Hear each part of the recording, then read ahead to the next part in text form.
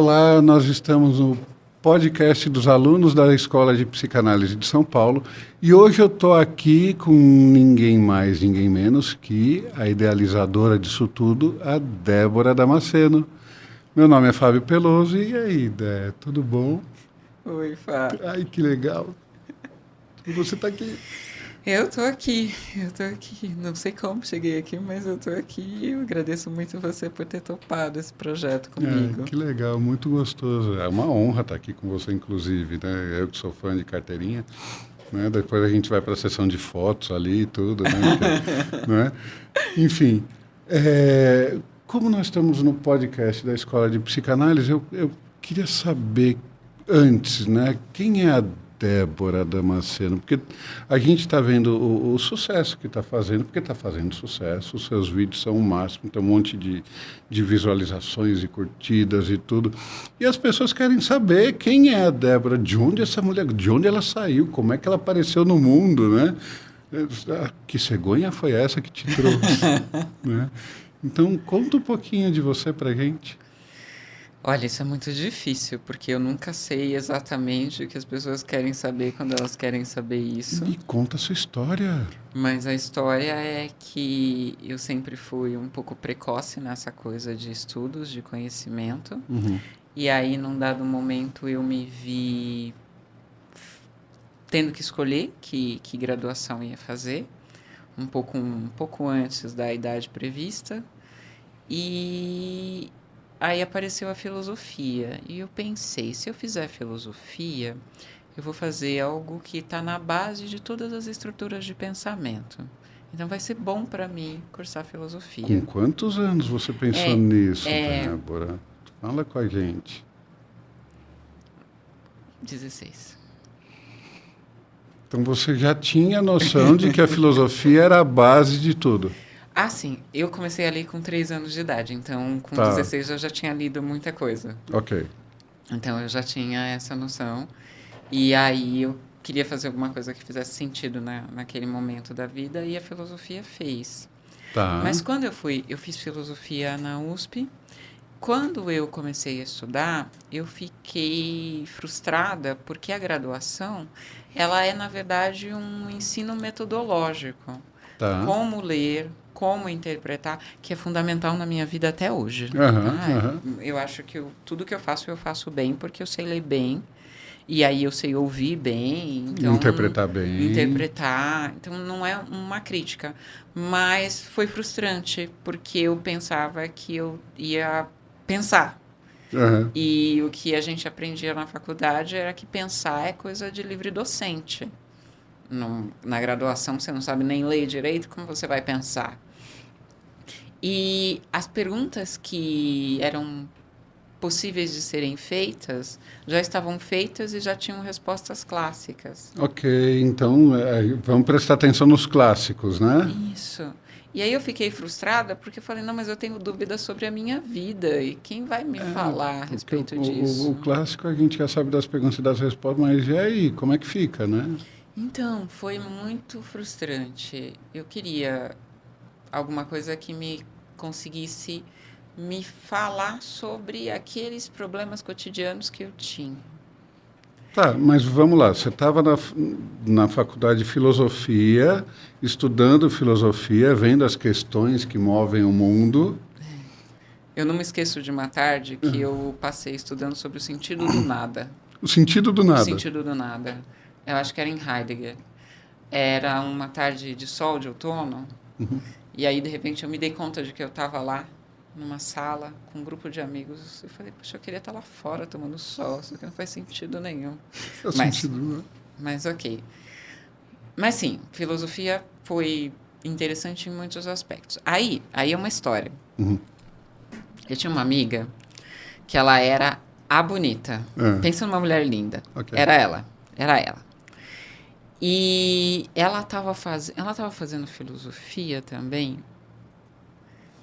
Eu não sei, eu sei que a gente era amiga de algum curso que eu fazia, acho que provavelmente de um curso de língua. Okay. E ela falou assim, eu vou começar a fazer outro curso porque eu preciso que minha mãe me envie mais dinheiro. Ela era de outro estado E ela queria mais dinheiro porque ela era linda e ela era festeira e ela queria. E aí ela falou assim, você precisa ir comigo, porque se eu estiver fazendo um curso com você, mamãe com certeza vai aprovar. Então você era daquelas pessoas que todo mundo confiava em Era. você, e se tá com a Débora, tá salvo. Tá fazendo alguma coisa fazendo... séria. Porque eu não Ok. era muito das... Até por causa da discrepância de idade entre as pessoas, eles tinham interesses que eu não tinha ainda, que não estavam consolidados. Então era assim. E aí nós fomos, a partir dela, fazer entrevista num curso de formação em psicanálise. Uma escola que não existe mais. Tá. Ficava ali no Jardim da Saúde. Tá. No final da entrevista, eu falei, quero fazer isso. O que na entrevista te chamou a atenção?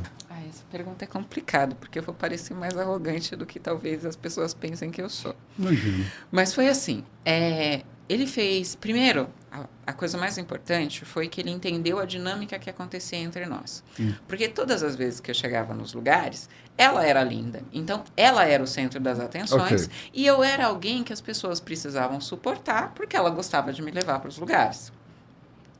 Quando nós entramos na sala, então nós ficamos na recepção um tempo, ele passou para lá, voltou. Quando nós entramos na sala, ele começou a conversar comigo.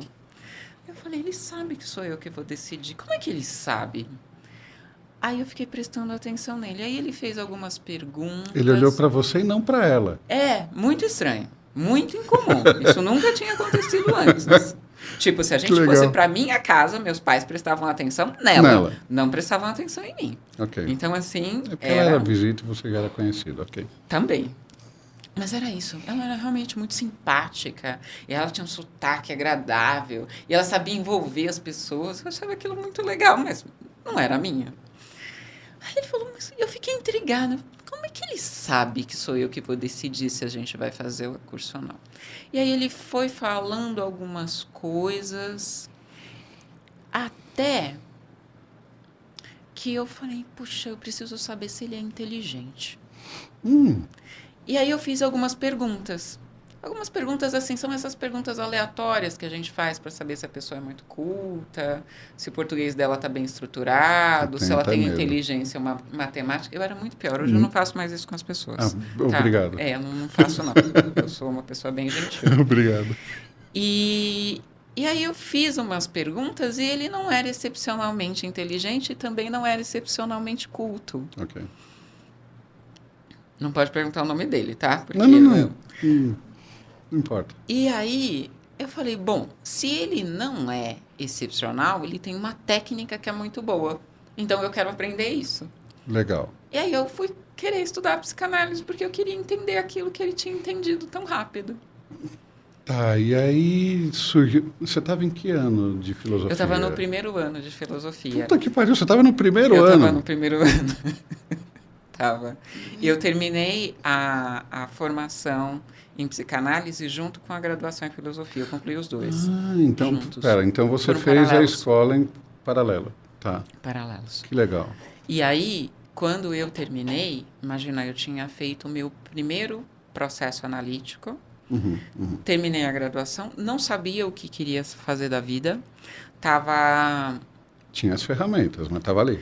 Não sabia, não tinha, porque era uma coisa assim, do tipo, eu tinha entendido as perguntas, eu tinha entendido os conflitos, mas eu tinha ficado em suspensão de juízo, porque, de repente, o referencial que os meus pais ofereciam não era. Porque falavam, não, isso aqui está baseado no desejo dele, na dinâmica dele, na historicidade deles. Não é o meu. E se eu não sou o que eles desejaram para mim, o que eu sou? O que eu faço?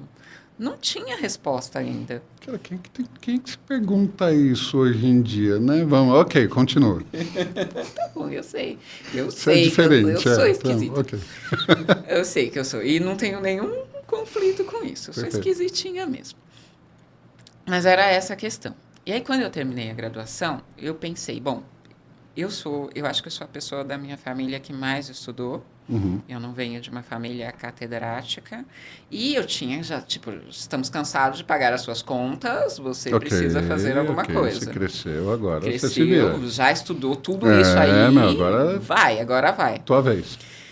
E aí eu tava assim, mas eu não sei nada, eu vou fazer o quê? Como é que eu... não sabia o que fazer. E na faculdade, Na época, eu não sei como funciona hoje, mas a USP tem muitos convênios com universidades no exterior.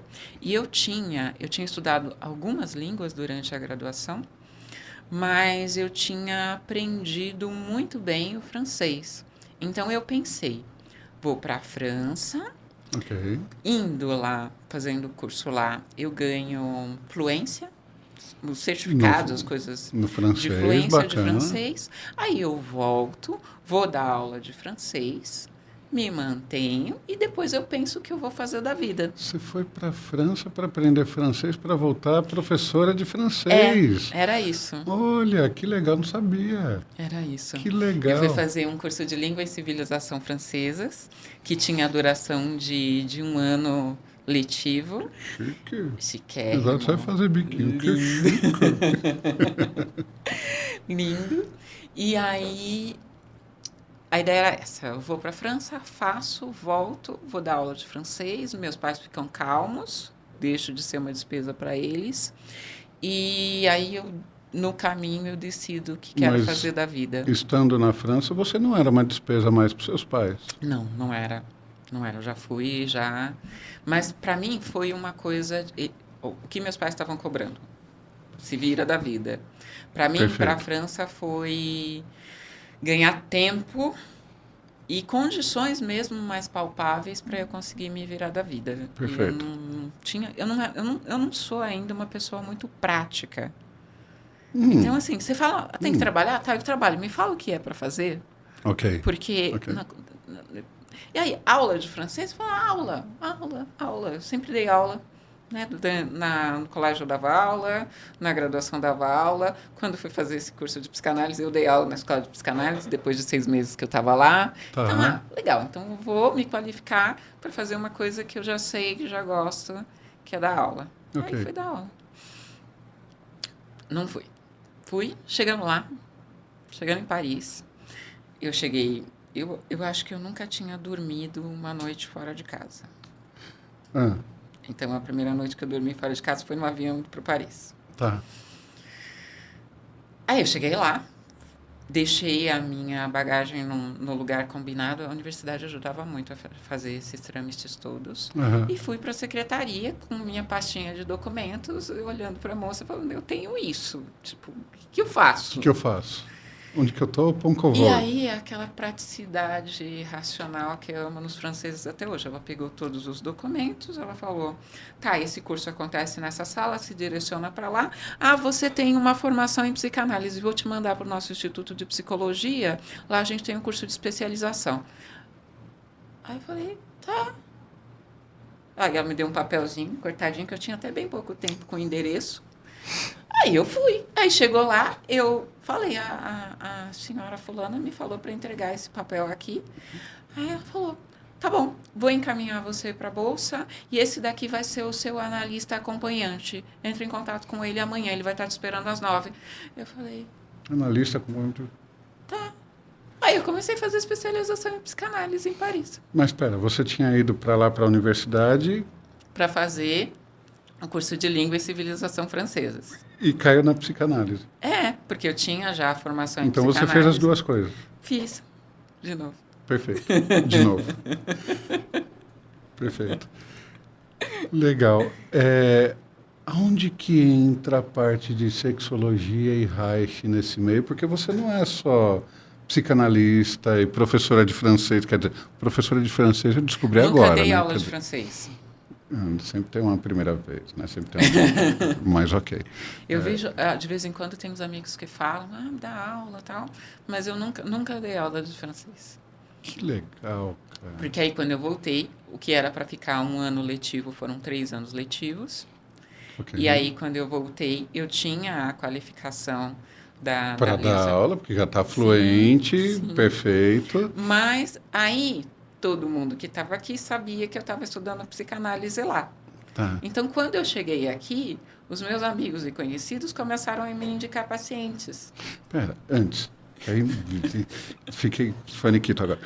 Você estudou psicanálise aqui. Aí você chegou lá para fazer a especialização em psicanálise. Como é que foi essa especialização? O que você viu aqui, o que você viu de diferente lá? Como é que é tudo diferente? Não tinha... porque a base, teoricamente, é a mesma. A base é a mesma. O pensamento francês, em geral, o pensamento da universidade, ele é mais estruturado academicamente do que os cursos de formação que a gente tem aqui. E eles têm uma coisa que a gente, eu acho que não tem ou não tem ainda, que é a estrutura de livre pensamento. Então, qual é a ideia? Eu não preciso de que você leia o Freud para mim. O Freud eu já li. Eu quero que você pense sobre o que o Freud disse. Então... eu tenho uns vícios que você sabe. Eu não consigo dar aula com anotação. Não faço PowerPoint para aula. Nada, absolutamente nada. Eu não consigo. Só no Google. Eu não consigo estruturar uma... olha, o conteúdo da aula hoje vai ser exatamente esse. Não, cada dia eu vou dar uma aula diferente. Por quê? Porque hoje eu acordei de manhã, tomei um café diferente, eu... conversei com uma pessoa diferente, aquilo me fez perceber um aspecto novo do meu conhecimento psicanalítico que eu não tinha. E eu estou diante de você. A aula que eu vou dar para você é para você. Não tem a ver com as pessoas que eu encontrei ontem. A ideia é, se você sabe para falar em qualquer momento, porque o conhecimento faz parte da sua vida. Isso é livre pensamento francês. Isso aqui no Brasil não tem. Aqui no Brasil a gente tem assim, peraí, em que página está escrito isso? Você sabe que para isso eu conto com o Eduardo Santos. Ele que sabe onde estão as páginas. Eu sei. O Freud disse, eu consigo claramente, se você me falar, não, o Freud disse isso, não, o Freud não disse isso. Não é assim que ele pensa. Mas em que página está? Não tenho a menor ideia. Inclusive, tem uma deficiência minha nisso que eu estou tentando. Não estou tentando muito, mas é uma deficiência que eu quero sanar. Assim, não, eu vou fazer fichamento dos textos para eu lembrar em que texto está escrito o quê. Ok. Daqui a uns 5 anos, aí, com a utilização do fichamento, você vai saber de tudo. Ok, tá bom. Pode ser que eu faça isso. É uma forma, é um método. Né? É um método. Sim, porque eu sei como ele pensa, mas nem sempre eu tenho as referências. É uma coisa que meus alunos me cobram. Mas onde está escrito isso? A Alessandra sabe, o Ed sabe. É isso. Cara, que então legal. foi essa a grande contribuição da estrutura de pensamento francês. Aí você voltou para o Brasil, você já estava com essa bagagem toda. Aonde surgiu a ideia da escola? Quando? Então, como? Por não quê? foi bem uma ideia. O que você estava comendo? Não foi uma ideia. Você está pensando? O que aconteceu sonhando. foi assim, ó. Aí eu volto para o Brasil, eu começo a atender, eu volto para a universidade, porque o caminho natural seria fazer o mestrado e o doutorado. Mas meu tempo na universidade fica comprometido porque eu preciso trabalhar. Estou atendendo. Num belo dia, eu acho que fazia uns 8 ou 9 meses que eu estava de volta ao Brasil, eu recebo um telefonema de madrugada dizendo que o professor fulano de tal tinha morrido. Delicada como sou, eu respondi a pessoa educadamente, claro, mas aí eu desliguei o telefone e pensei, mas o que eu tenho a ver com isso? Eu não entendi. E essas pessoas continuaram me procurando. O professor fulano de tal era o professor da escola na qual eu tinha estudado. Ok. E ele tinha morrido ataque cardíaco fulminante. Eles falaram só que ele morreu, mas não falaram que, olha, a gente quer você para dar aula. Não, eles me convidaram para ir para o enterro. Não, para o enterro, não para dar aula. Não, eles me convidaram para ir para o enterro. E assim, foi só uma notificaçãozinha. Eu não vou a enterros. Não faz sentido, acho que hoje eu talvez vá. Mas não ia. E aí eles continuaram me procurando até que alguém conseguiu me explicar tudo. Porque é assim, às vezes a pessoa manda uma mensagem pra gente e fala, oi, tudo bem? Eu penso, por que essa pessoa quer saber se eu estou bem ou não, se eu não a conheço? Exato. Então, né? assim, não, tudo bem, ok. Em que eu posso ajudar? Né? Sei lá. Eu gosto que me escreve a história inteira. Oi, tudo bem? Eu sou fulana, eu quero isso de você em tal tempo. Aí eu decido se vou fazer ou não. Mas, oi, Perfeito. Tudo bem? É difícil de responder. A pessoa pegou e conseguiu me passar a informação inteira. Ele não tinha ninguém graduado o suficiente para continuar a escola. Perfeito. E imagina que os filhos ficaram com uma bomba na mão. Porque Caramba, tinha que terminar os cursos tinham que... contratos. ele tinha já alguns processos, alguns problemas trabalhistas, e assim, eles tinham que dar conta. E eles estavam me procurando para fazer isso. E foi assim que começou a escola. Eu comecei a dar aula na escola que eu tinha estudado, Aham. para... Porque eu Suprir gostava só de dar aquela aula. necessidade daqueles alunos Exatamente. que tinham que terminar o curso. Que tinham que terminar o curso, ajudar os filhos do professor que ficaram com uma empresa, mas não tinham a competência técnica para lidar com a empresa. E ao final, eu acho que foi alguma coisa também em torno de um ano e meio. Terminei o contrato com eles, só que aí eu tinha alunos de psicanálise que queriam continuar comigo. É bom, os alunos que estavam ali, eles se formaram. Se formaram e queriam continuar. Queriam continuar estudando comigo. Que legal. Porque, enfim, eu tinha a tal da didática, tinha uma clareza de pensamento. Tal da didática, né? E... Se você assiste vídeo dela, você sabe, né, melhor do que qualquer um, que ela fala e ela consegue desenhar com a voz, né? Você consegue entender a coisa. Tem a tal didática. Tinha, eu ouço muito isso. De verdade, eu não sabia que tinha, não sei ainda, mas Ok. era isso. Aí, um dos alunos, que era um empreendedor nato, ele foi lá, alugou um espaço, contratou um contador, conversou com os alunos qual ia ser o pagamento, a periodicidade, e falou, então, ó, tá combinado dessa forma, esse é o seu contador, você paga tal, essa E você vai receber tanto, e acabou. você vai receber tanto, e essa escola é sua. Ousado, hein? Foi. Ousado. Aí eu falei, tá, beleza. Quem é esse cara que eu vou lá dar um beijo nele? O nome dele é Milan. Eu não sei por onde ele anda. Milan, te amo. Aí ele fez isso, eu comecei a dar aula. Uhum. E a escola foi funcionando no boca a boca. Os alunos recomendavam outros alunos e foi acontecendo. Até que chegou legal. num ponto que aquela casa do 190, eu atendi em vários lugares na cidade. Aí eu estava procurando um lugar para atender, achei aquela casa do 190 na Sul de Menuce.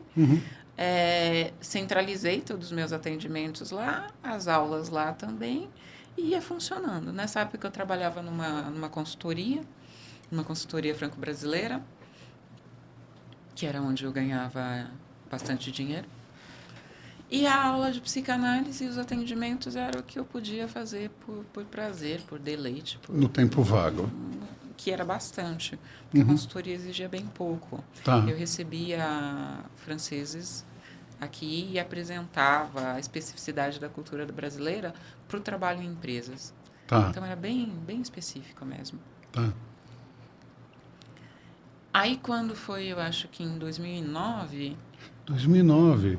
A escola começou em 2006. 2006. Isso. Caramba, faz tempo. Faz tempo. Em 2009, a minha contadora fala para mim, ou você faz isso virar uma empresa de verdade, ou você fecha, porque não faz sentido você gastar tanto dinheiro com imposto, tanto dinheiro com a estrutura, e isso não virar algo autossustentável.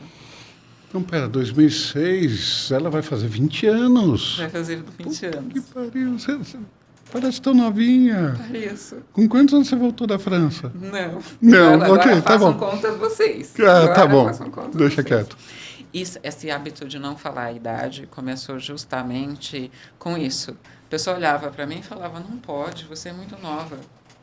Cara, a escola tem 20 anos, quase. Não pode, você é muito nova.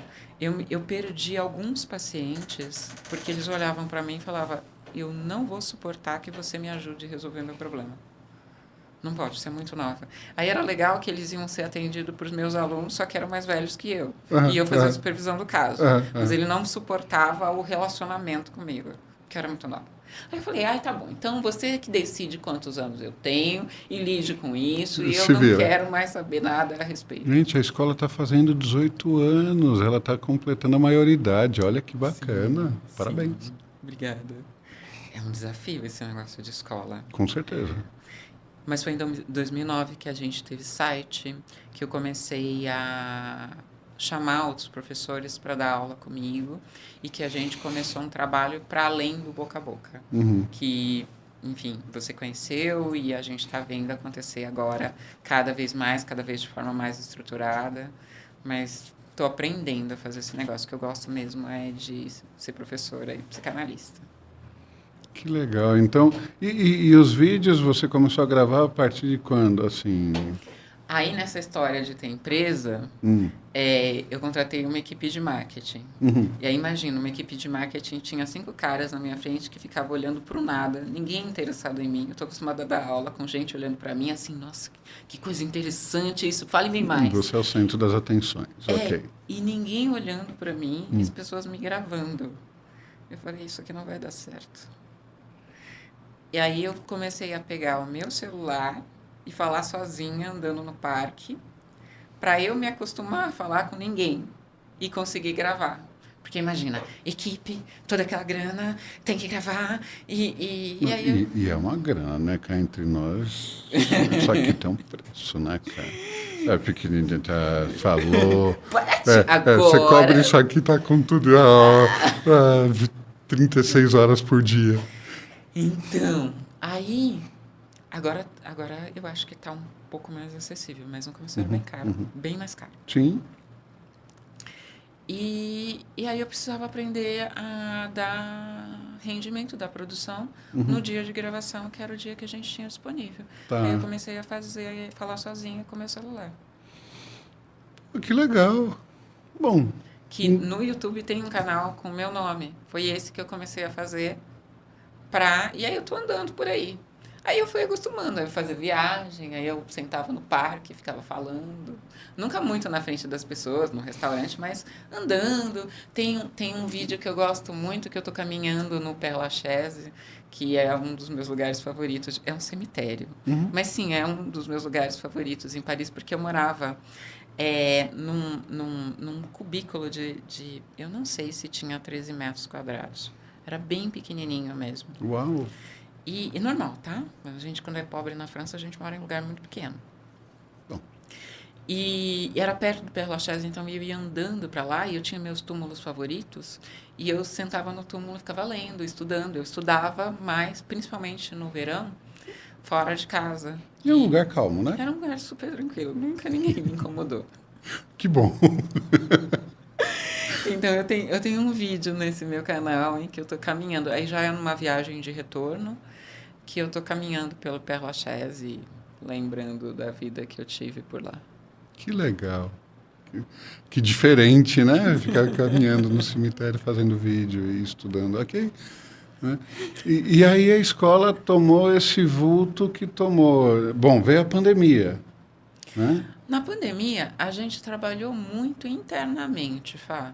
A gente fez algumas lives, fizemos algumas coisas, mas o que a gente mais fez na pandemia foi a nossa clínica social. Tá. A nossa clínica social, eu acho que deve ter atendeu mais de 1.000 porque pessoas. A pandemia precisou, né? Sim. Foi necessário. Sim, e aí foi onde a gente mais se dedicou. Então, a gente fez pouco desse trabalho para fora e muito para o trabalho para dentro. A gente estava ocupado em que as nossas pessoas, nossos professores e os nossos alunos estivessem vivos e saudáveis. Ok. E que a gente pudesse atender as pessoas que estavam procurando a gente, querendo essa sustentação, né?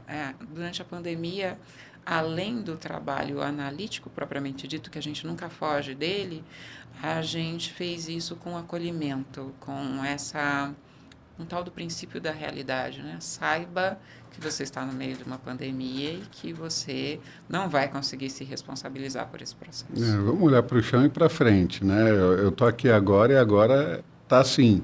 Como é que a gente vai enxergar? O que vai ser daqui para frente, né? E, bom, ok. Eu te conheci num outro grupo de estudo que não tinha nada a ver com a escola de psicanálise, e aí você me apresentou um curso que você não faz muito, que é o de sexologia. Eu estava te contando, eu esqueci. Então foi assim. Aí eu tô lá em Paris, estou fazendo especialização em teoria psicanalítica. O autor principal é o Freud. Né? Eu tive algumas pinceladas do Lacan, mas o autor principal era o Freud. Okay. E no centro acadêmico, quando os estudantes se reuniam para sermos transgressores, nós estudávamos o Reich. Para transgredir, para para ir contra a psicanálise, talvez. Não, era a ideia de estudar um autor que falava dos temas proscritos. Então, imagina, Freud, mal-estar da civilização, escola de Frankfurt, referências ao pensamento grego a partir de Sócrates. E a gente falava, não, mas e o prazer, e o sexo? E aí, quem estava falando sobre isso? Uhum. O Reich. O Reich. Aí a gente não... Eu me sinto muito estranha contando isso para as pessoas, mas assim, quando a gente ia, tipo, se divertir, a gente se reunia numa mesa do centro acadêmico e ia tentar traduzir o Reich do alemão para ver se a tradução francesa era fidedigna. E Tá. assim eu comecei a estudar o Reich. Não, é que assim, você fala que não se sente assim tão bem falando, mas a gente está na tua frente, a gente acha que você sabe tudo da gente também, né? Então vamos deixar você um pouco menos confortável, assim, né? Mas ok, aonde o Reich te pegou? Na transgressão, na questão do sexo, da parte da sexologia, o que mais ali te chamou a atenção? Foi a disposição para o prazer, porque aí tem a minha leitura do Freud. Eu penso um Freud que é um Freud fases do desenvolvimento infantil. Então, o Freud, ele pensa que o nosso psiquismo é fruto direto do desenvolvimento do nosso organismo. Tá. O psiquismo não é uma eteridade, ele não é uma abstração, ele é um corpo em movimento que interpreta a realidade. Então, quando a gente fala, por exemplo, que durante a amamentação você cria a capacidade de fazer vínculo com as pessoas, a gente está falando de uma dinâmica psicofísica muscularmente construída que desenvolve uma capacidade psíquica que a gente vai usar durante toda a vida.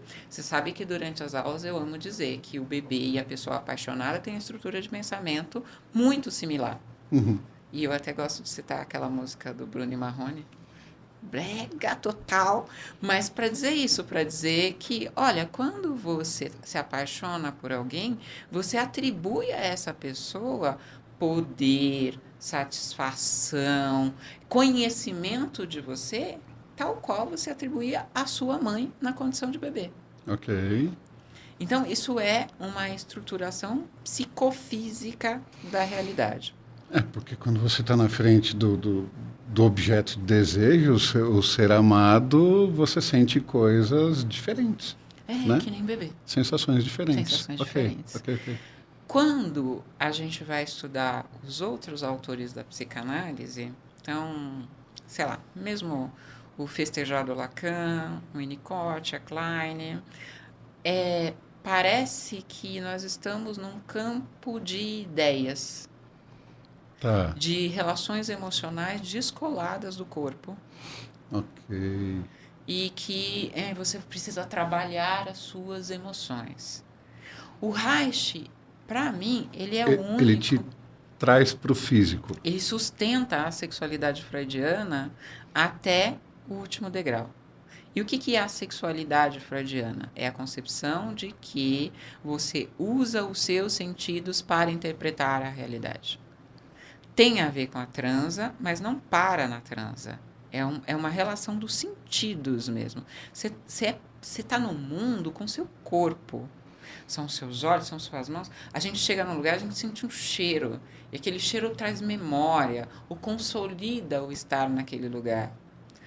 A gente tem hoje com as redes sociais essa noção de que a gente bonita recebe mais atenção. Por quê? Porque é agradável ficar olhando para a pessoa. Então, mesmo que ela não esteja dizendo alguma coisa interessante, você fala, mas é bonito. Vou ficar olhando um pouquinho. Os cachorrinhos e os gatinhos não estamos ganhando nisso. Sim. Fofa. É agradável aos olhos. Na verdade, não só é agradável aos olhos, mas te traz sensações físicas, que é aí que o Reich entra. Te traz sensações físicas que te fazem você se sentir bem. Sim. Né? Sim. É aí que o Reich entra. Aí ele faz essa tradução para mim. Ele é o que na psicanálise mantém a relação corporal. Ele bota o corpo para aquela mente antigamente era só a mente e ele te traz para o corpo? Então, para o Freud nunca foi só a mente, né? Ok. O Freud é esse que ele entende que o corpo... Porque o que acontece com o corpo freudiano? Ele reage à mente? Não, ó. Imagina que a gente estava no tratamento das pacientes histéricas. Aham, Pacientes histéricas, água fria, eletrochoque, exposição do corpo feminino das formas mais diversas. Por quê? Porque você não é uma pessoa, você é uma doente. Uhum. E eu posso fazer com você o que eu quiser. Aí, quando o Freud começa a psicanálise, ele pede para a pessoa deitar, e em alguns momentos ele vira de costa para a pessoa, ele está dizendo o seguinte: não tema, eu não vou machucar seu corpo. Perfeito. Então imagina, você vem daquele tratamento horrível e ele diz: não se preocupe, eu não vou te agredir. Só me diz o que você está pensando. Então, ele não exclui o corpo, ele dá conforto para o corpo. Nossa, imagina, cara, ainda mais naquela época, né, que o preconceito era muito maior. Imagina você expor o teu corpo e ainda tomar choque, tomar, sei lá, o que mais faziam ali, e de repente vem alguém e te acolhe sem te invadir, né? Porque tomar choque é uma puta de uma invasão, né? Te dar um banho gelado é outra baita de uma invasão. E outras coisas que, assim, o Sim. tratamento... Acho que o Brasil teve um pequeno conhecimento disso quando a gente começou a falar sobre os movimentos antimanicomiais. Antimanicomiais, né? A forma como as pessoas eram tratadas, e as mulheres especialmente, é conhecido nosso. Então, o manicômio tinha essa cara. E aí ele dá esse descanso para o tratamento neurótico. A ideia é, não, essas pessoas não precisam sofrer essa agressão. Só que na medida em que a psicanálise vai tomando esse corpo, vai tendo outros autores, outros pensadores, eu penso que eles ficam incomodados com a sexualidade. A gente gosta mais de pensar que a gente é alma, essa coisa de ter corpo, de ter excreção, de suar, de babar. A gente não gosta muito, não é fino, né? Não é sofisticado. Então, o Reich sempre foi o meu jeito de dizer para as pessoas, para os alunos, para as pessoas que eu atendi, não perca isso de vista. E é fácil dizer isso para as pessoas, porque quando você convida elas a perceberem o próprio corpo, ela sabe onde ela tem medo. Ela sabe que os medos que ela tem foram instituídos fisicamente através de ameaça. Tá. Todo menino pequeno já sofreu aquela ameaça de vou arrancar o seu pipi. Sofreu. Tem um adulto que pega e usa a sua cabeça, faço com você o que eu quiser, porque eu sou mais forte. Isso são estruturas de dominação que vão ensinando para a criança quem ela deve obedecer. Porque... E é isso que eu gosto que as pessoas entendam, não é abstrato. Quando você pega uma pessoa de 3 anos e você tem o dobro ou o triplo do tamanho dela e você fisicamente manipula o corpo dela, você está dizendo quem manda aqui sou eu. Eu tenho poder sobre a sua vida. Nossa, que louco. Não é abstrato. E é isso que eu gosto de resgatar com o Reich. Não, olha, tá bom, você tem um trauma. Tá, esse trauma, ele tem uma contraparte física. Alguma parte física tua sofreu com aquilo, né? Por isso que você ficou com isso na mente, né? Ainda que guardado, mas está lá. A ideia do Reich é que está vivo no seu gestual, e quem sabe ler consegue ver. Então foi assim. Primeiro, a minha paixão por Freud foi porque, estudando Freud, eu consegui as respostas que eu estava procurando, aquelas referências, aquelas... É como se ele tivesse me explicado o que eu era. Aquele bicho estranho que eu era no seio da minha família, nos outros universos que eu participava. Ele falou, nossa, com recordar, repetir, elaborar e interpretação dos sonhos, a gente consegue muita resposta. E processo analítico, claro, que é sempre incrível. E aí... O Freud me dá essa base, essa estruturação de pensamento, e o Reich me dá essa lembrança de não perca de vista. Não estamos diante de uma abstração. Esse é o ponto. Não é uma abstração. Que legal, que legal. E aí, bom, você montou um curso de sexologia que Pelo aparece... qual você é Apaixonado. E que aparece só periodicamente. Aparece só periodicamente, porque as aulas são dadas exclusivamente por mim e eu não tenho tempo para planejar as aulas e dar as aulas. Então é só esporadicamente, quando eu quero montar uma turma de gente preparada a lidar com sexologia nas minhas referências, que eu abro a turma. E para as pessoas entenderem um pouquinho melhor o que é a sexologia? É esse estudo de como os nossos sentidos são educados para viver no mundo. É Legal. bem simples, não tem a ver Com sexo com em sexo si, propriamente dito. mas com as sensações que você tem fisicamente e a sua ligação com os prazeres da vida, Sim, todos eles, inclusive o sexual. inclusive o sexual, lógico. Né? Que legal. E assim, vamos lá. 18 anos de escola, o que você via lá no começo e como é que você vê as coisas agora? Puxa, vários aprendizados. Então, por exemplo, no começo, as pessoas tinham mais paciência para o Hum, estudo. tá, bom, Quando verdade. você falava, por exemplo, que a formação básica tem duração de 3 anos, as pessoas diziam, mas só? Só 3 anos.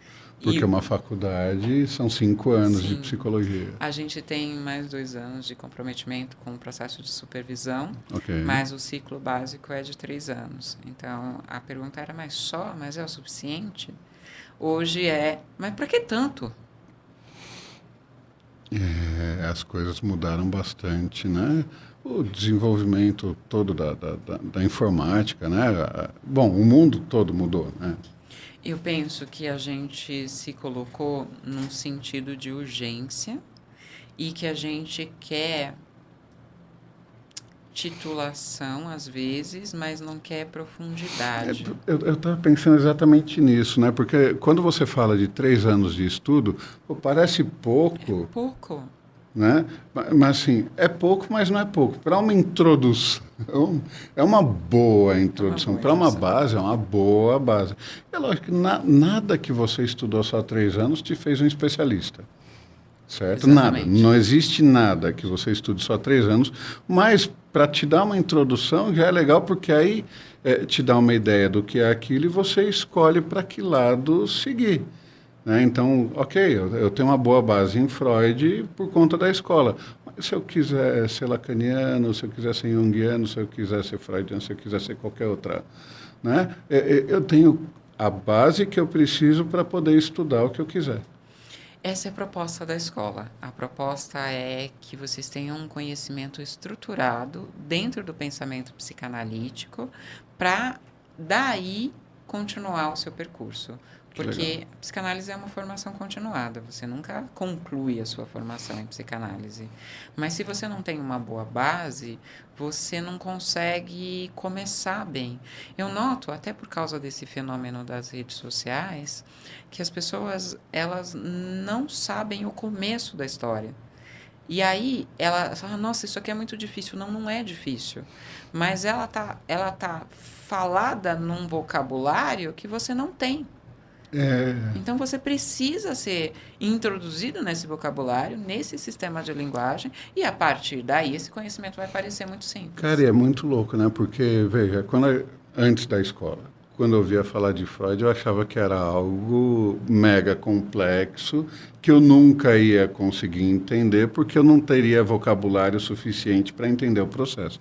E aí, quando você começa a ler o Freud e assistir às aulas, você fala, gente, mas o que ele escreve dá para entender, qualquer um no colegial entenderia, né? Com uma boa explicação, então você consegue direcionar de uma forma mais tranquila, de uma forma mais simples. Então, não é um bicho de 7 cabeças, como todo mundo pensa, e tem um outro lado, né? A hora que você interioriza, né? Que você absorve e começa a utilizar isso no teu dia a dia, cara, o teu dia a dia modifica total. Sim, sim. O Freud é o que a gente chama de autor clássico. Um autor clássico, você nunca lê o texto, é o texto que te lê. Então, Freud é aquela obra que você consegue direcionar para as leituras que você quer fazer do mundo. A primeira leitura que eu convido as pessoas a sempre fazerem quando leem Freud é leem a si mesmas. O que ele está dizendo para você, de você. Mas não tem e aí como começa fazer a transformação. Não tem, porque não tem como fazer diferente, né? Eu até comentei com algumas pessoas, depois que você leu, para mim, o texto que me pegou foi do Xiste. Por quê? Quinta série, brinca com todo mundo, tá sempre brincando, falando besteira, aquela coisa. Mas peraí, essa besteira, porque a pessoa deu uma provocadinha, falou algo dúbio, isso está falando dela, está falando de mim, está falando do ambiente, está falando do quê? E qual é a minha necessidade em falar alguma coisa em cima disso? Né? O que é que eu estou querendo trazer, o que é que eu estou querendo colocar? Cara, isso me travou. O Fábio não é mais o Fábio, porque agora o Fábio tá olhando para o Fábio, escutando o que o Fábio está falando e criticando o Fábio para ele mesmo, né? Então, aí dentro da análise, o analista fala assim, olha, você saiu da quinta e foi para a oitava série, ainda tem muito para crescer. Né? Fala, esse é o ponto. Um bom processo psicanalítico, ele não é uma questão de resolver um conflito só. Ele vai resolver o conflito. Mas eu conheço gente que faz análise pela capacidade que ela tem de refletir sobre si mesma. Eu falo, eu me ouço, eu penso sobre o que eu estou dizendo.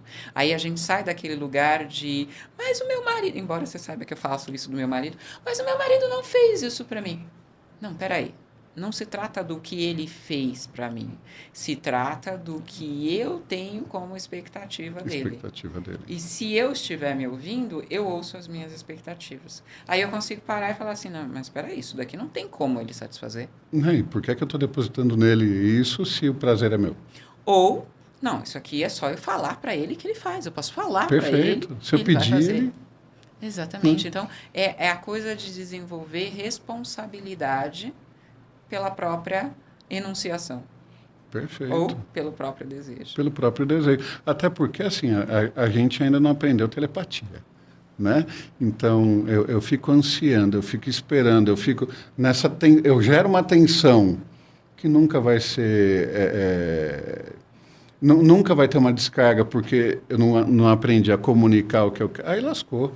Né? E na psicanálise a gente aprende a enxergar que se a gente não comunicar, o mundo gira igual e não vai modificar nada se você não colocar a boca no trombone. E se você não tomar atitude, não fizer, e sem movimento, tudo fica igual.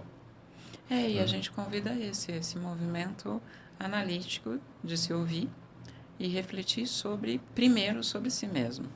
E depois sobre a sua ação no mundo. E aí uma coisa que eu queria saber de você, aonde a escola modificou a tua vida? Em que a Débora se modificou depois que montou a escola? Ou melhor, depois que impuseram a escola para ela? No começo, não foi uma imposição, foi uma sugestão que eu aceitei meio que sem saber ao certo o que estava fazendo. E eu não sei se existe uma Débora anterior à escola. Uma Débora enquanto sujeito de desejo, enquanto pessoa adulta. Né? Eu me tornei adulta sendo psicanalista. Então, para mim, psicanálise é base de existência. Eu digo que não importa o que eu faça, eu faço como psicanalista. Então, bom, é meio dúbio perguntar se você vive a psicanálise, porque você, para mim, hoje, você é o retrato... Né? Você me trouxe todo esse conhecimento, aliás, você ainda me traz muito conhecimento, né? E eu acho que para quem está assistindo aqui já viu os vídeos dela, é sempre um ponto de vista diferente, um convite a gente parar para pensar e parar para raciocinar e ver processos, né? Então dá para dizer que, bom, existe vida pós-psicanálise e existe vida com psicanálise. Sim. Dá para... Como é que é o teu mundo hoje? Você olha para todo mundo na rua e fica analisando. Isso.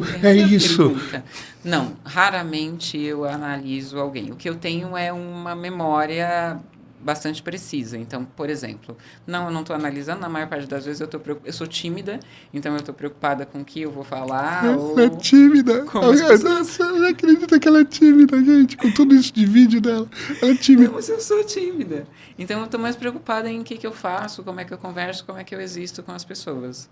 Mas se, por exemplo, você me falar, Débora, naquela cena que a gente estava, teve um conflito. Aí eu vou lembrar da cena e vou pensar. Aí eu vou usar meu raciocínio analítico para interpretar. De maneira geral, eu gosto de usar a psicanálise nas minhas conversas, na minha interação. Sou muito feliz no meu casamento também por causa disso, porque eu tenho um parceiro intelectual à altura. Então, é muito agradável. Tem que ser, né? Mas em casa com os meus amigos, eu não uso para analisar, eu uso para enxergar a situação. Então, eu nunca vou fazer uma leitura de como você está funcionando ou qual a sua neurose. Mas se você me apresentar alguma questão, eu vou procurar entender o contexto no qual ela está colocada e vou conseguir te apresentar esse contexto. Será que não é uma dinâmica? Você está vendo isso aqui? Você olhou para cá? Então, é uma coisa que eu faço meio que involuntariamente. Porque você introjetou a psicanálise, né? Então, é parte da tua vida. E o que é legal nisso é que quando em conversa ou num bate-papo, você consegue, numa questão, você consegue colocar a coisa de um jeito diferente que convida a pessoa a raciocinar em cima e dá para ter um brainstorm junto ali, bacana. Fica pensando, é realmente uma lente a partir da qual eu interpreto a realidade. Então, quando acontece alguma coisa comigo, necessariamente eu vou fazer uma reflexão psicanalítica disso. Eu tenho uma história para contar que foi recente, foi muito engraçada. Eu estava fazendo um cruzamento, você sabe que eu dirijo maravilhosamente bem, mas eu estava certinha, estava de boa fazendo o cruzamento, aí o rapaz freou, mas ele não queria ter freado. Aí ele me xingou quando eu estava passando por ele assim. Aí ele me xingou a minha mãe, na verdade. Eu nunca entendo esse xingamento. Porque eu falo assim, o que a sexualidade da minha mãe influencia na minha capacidade de direção? Onde é que está colocado isso? A lógica disso. Eu não entendo a lógica disso. Okay. E aí depois ele foi atrás do carro e queria discutir. Eu acho que ele só não discutiu mais porque percebeu que Sérgio estava do meu lado. E aí não quis brigar, porque são esses homens que brigam com mulheres, né? Não brigam com os homens. Mas ele estava, assim, extremamente incomodado com a sexualidade da minha mãe. Eu falei, mas gente... E aí, claro que eu fiquei pensando... Primeiro, ele estava com uma mulher do lado. Eu falei, bom, se ele está conseguindo me chamar de filho da puta, o que ele pensa com essa mulher com quem ele transa? Porque a primeira puta acessível ali era ela. A segunda era... Como é que ele trata as irmãs dele e a mãe dele? Porque se o xingamento é tão forte para ele, um único filho de puta que ele conhece é ele mesmo. Como é que ele consegue sair falando? Eu sempre fico preocupada com as pessoas. Você fica falando isso, você fica contando para todo mundo que você acha que sua mãe é puta. Coisa feia. Então eu penso assim. O olhar da psicanálise, ele é libertador, ele é diferenciado. Eu né? penso assim. Porque para ele estar colocando isso para fora, bom, ele está olhando para dentro, né? É a referência que ele tem. É a referência que ele tem. Ele tem que usar, ele vai se usar como medida. Então, ele está falando das pessoas que ele conhece, porque em 3 segundos não dá para ele saber da minha vida, nem da sexualidade da senhora minha mãe. Então, ele só pode estar falando da mãe dele e das mulheres que ele conhece. E eu fiquei com pena da moça do lado, tá? Com certeza. Eu falei, gente, eu espero que ela tenha ouvido isso. E aí, isso eu aprendi a fazer. Antes, eu já ia parar o carro e falar, moça, eu preciso conversar com você. Preciso te explicar o que está acontecendo. Hoje eu falo, não, peraí, Débora, deixa as pessoas. Ela não te perguntou nada, você não fala nada. Mas eu estou aqui falando, moça, se você estiver ouvindo esse vídeo, cuidado. Um homem que consegue xingar uma mulher no trânsito não vai te respeitar. Você é a próxima puta da lista. Exato. É uma questão de respeito mesmo. E é uma questão de respeito. Eu trato o outro como eu vou tratar o outro, e o outro, e o outro. Eu vou repetir esse tratamento para sempre, né? Quer dizer, até eu ter consciência de que isso pode ser mudado. Sim. Então, eu sou essa pessoa que, quando acontece uma coisa, eu penso, tá, beleza. O do que nós estamos falando, e o meu referencial vai ser o referencial psicanalítico. Eu tenho até medo de falar alguma coisa aqui, porque sei lá, né, gente? Ai, muito legal. O que mais perguntam para você na rede social? Eu acho que essas perguntas de o que eu faço com a psicanálise no cotidiano, como é que começou a escola, esse tipo de coisa que a gente conversou. E se você pudesse orientar quem está te vendo agora com alguma coisa bonita da psicanálise, aqueles assim, quando a gente prepara aquele texto e coloca um texto bonito, bacana, qual é esse texto? O que é que te movimenta hoje? Bom, o que me movimenta hoje e sempre é o desejo de ser a melhor versão possível e prazerosa de mim mesma. E eu penso que a psicanálise é uma das ferramentas para isso, talvez a melhor. Que legal, que legal. Gente, eu acho que é isso, a gente fica por aqui. Essa é a Débora Damasceno, a dona disso tudo aqui, né? A idealizadora e a pessoa que, putz, ela não sabe, mas ela ilumina a vida de muita gente, de gente que ela nem tem ideia que existe com esses vídeos que ela faz. Então, se você tiver alguma pergunta, se você quiser saber mais alguma coisa, escreve aqui embaixo, né? Alguém vai ler e vai passar para ela, porque ela está muito ocupada para ficar vendo essas coisas, viu? Mas com certeza alguém passa para ela. E Débora, de verdade, obrigado. Eu tinha agora que agradecer a tua mãe pela tua existência, tua mãe e teu pai. Isso. Não faz isso, é injusto. Meus pais sempre ganham crédito por tudo que eu faço. Não, o crédito é teu, mas se não fossem por eles, você não ia estar aqui. Se eles não te desejassem, não te amassem, você não ia estar aqui. Passando tudo isso que eles passaram para frente. Né? Tudo isso que eles te ensinaram para frente. Porque você podia ser qualquer outra coisa. E você não é, você é a Débora Damasceno. Você é fodona. Obrigada, Fá. Muito obrigada por ter tão prontamente aceitado o meu convite, por aceitar participar desse projeto e pela companhia que você tem sido desde que a gente se conhece. Muito obrigada. Que bonitinho. É isso aí, gente. Obrigado por estarem aqui. E a gente se vê nas próximas semanas aí com as próximas entrevistas, tá bom? Um beijo.